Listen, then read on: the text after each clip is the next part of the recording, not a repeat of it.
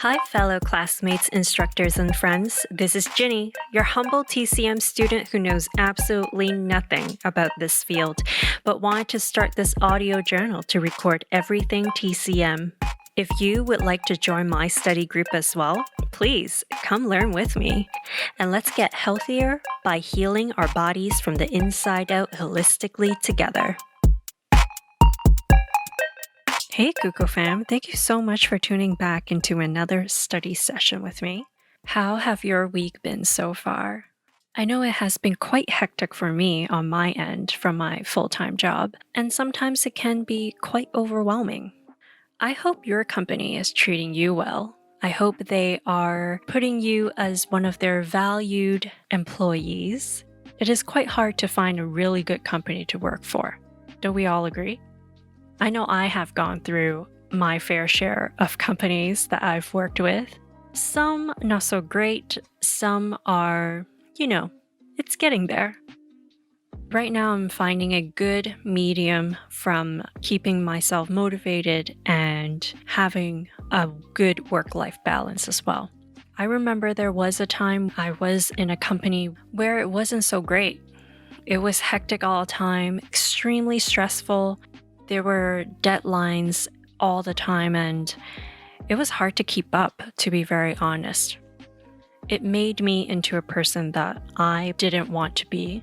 I was irritated all the time, very agitated whenever anything happens, and that's because I was under pressure from the deadlines or from my own management team. It was very difficult, and to work it under those environments, it was just not great. Now, I know that some of you have gone through those situations or am still working under those types of environments right now. It's tough. Like, I hear friends that would tell me they would pull all-nighters or like they wouldn't sleep until 1 or 2 a.m. because they have to meet this deadline the next day, but they're always chasing the deadlines because things are always get passed to them late. Management team might have made unrealistic deadlines for them that they had to meet. So all of that hinders on everything. With that, we kind of lost our balance in our own lives from enjoying the time off after work to having just a normal meal at home or during lunch. I know so many of you, and myself included at a time, have skipped lunch before. We've skipped lunch because we have meetings or we have to plow through our work in order to get off at a certain time. It's tough and it's tiring. All in all, you just end up resenting the company that you work for and you kind of question, why am I even doing this? Now, you might be thinking, okay, why am I even talking about this right now? But I promise you, there is some sort of a correlation here. And that is, have you ever considered your own body as a company? Now let's really imagine yourself as your own boss. Within yourself, you have different organs, right? But now imagine all of those organs are your employees. Now, being your own boss, you're like, okay, let's go, hustle, hustle, hustle. We're in that hustle culture. We have to grind hard in order to get the results and whatnot. But are you actually getting the results when you're actually grinding that hard? Just think about it. Just think about it. When you work your hardest, the work just continues to come through and you're continuously being stressed. You work yourself to the ground. What happens? You kind of collapse. Or you build up a lot of anxiety, you become super stressful, and it does no good to anyone. Now, if you weren't stressed, you have a good life balance, you're getting paid well for doing what you do, you're being valued at work, you're being stimulated because your company is really good and they're trying to give you more incentives, from giving you gift cards from time to time to providing different subgroups within your company that perhaps you have a female group that you could go to. to talk about the struggles you have in a work environment for being a female. Those are also very empowering. Now, I'm throwing all of this stuff out because, yes, there are companies that do that, and it does motivate us to do better. Now, think about it as if you are your own company. What I mean is, if you treat your organs good, they would perform great for you. Just like how we are as employees too. When our companies treat us like how we wanted to be treated, how we should be valued, if we feel like we're heard, then we would provide our best work forward. It's the exact same thing when you treat your organs well too. Obviously, you can't pay your organs or you can't have empowerment groups for them. But what I mean is, for example, just to have a healthy offering of food in your lunch is already a great treat for your organs. Not only having healthy food is very important, have it at the same time every single day is also very important.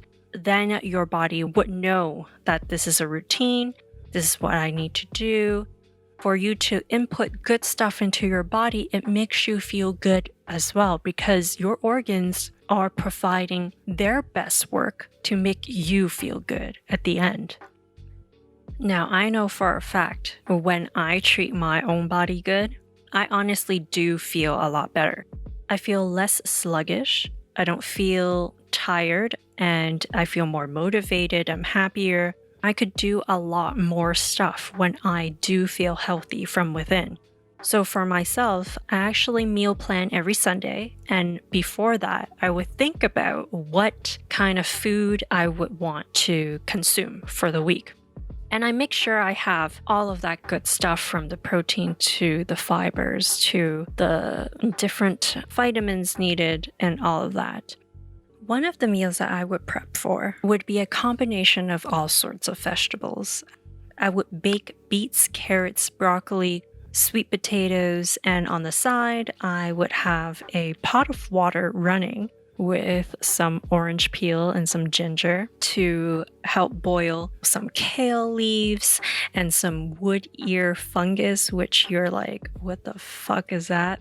That, my friend, is wan yi in Cantonese.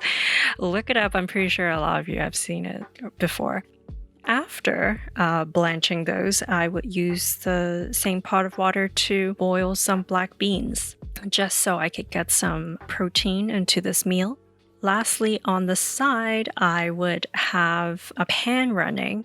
I would saute some shiitake mushrooms, or throw in some tofu for another layer of protein. When it's time to eat, I would assemble everything together. It's kind of like a Buddha bowl, everything is on its own container, and then I assemble it after. Then I would add some sesame seeds on top, dress it up with some sesame dressing. That would be my lunch. I find that whenever I have that lunch, I honestly feel really energetic and I feel great after. I get all sorts of different foods that would help me with different things, Carrots really help with your eyes and your spleen. Beets helps with your heart. Everything just has its own purpose of helping one organ to another. So when one organ is doing great, it promotes good work into your other organ. Just like how when you're working with other colleagues, when there's a deadline, they provide you with the work that you needed or you requested in a timely manner, leaving you with ample of time to finish your side of work. That's what I mean. When your organ is doing great, it passes on great work to the other, and so on and so forth. They all work hand in hand to promote this balance for you. So this is the last part about yin and yang with you guys, the third part. We have gone through really high level of what yin and yang is, and then we kind of dive into how yin and yang would feel like when you're balanced. And then lastly, just to tie it with the organs, how you treat your organs is how it would treat you in return. When you treat them well, they would treat you well also, promoting you to have balance. Now, there are lots of ways to obtain balance. Many of us can achieve that through your diets, obviously, to go to an acupuncturist, to do multiples of things like gua sha. I'm sure a lot of you guys have heard. Also, they have a thing called cupping. Now, I've never tried this before. I would love to try it one day. The more I've seen, the more I want to try, because with doing all of these things, it helps promote your chi within. And a lot of you guys are probably wondering what chi means. We will uncover this very shortly. I will discuss this with you with our very first practitioner. Her name is Allison. I'm very excited to have her on. She's an acupuncturist located in BC. We're going to go deeper on her background and how she started, why she was interested in TCM, and then afterwards we're going to talk about Qi. What is Qi? I know we hear Qi all the time, but honestly it's something so abstract that not a lot of people understand, but we're going to uncover it and we will make it as understandable as possible.